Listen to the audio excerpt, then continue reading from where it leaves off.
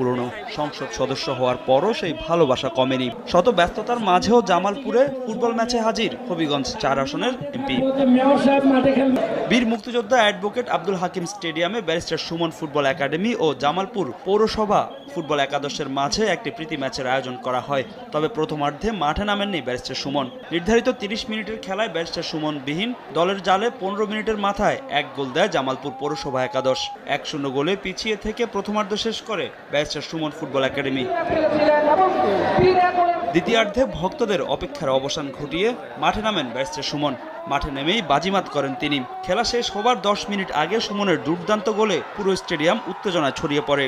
তবে শেষ পর্যন্ত ১-১ গোলের ড্র নিয়ে সন্তুষ্ট থাকতে হয় দু দলকে।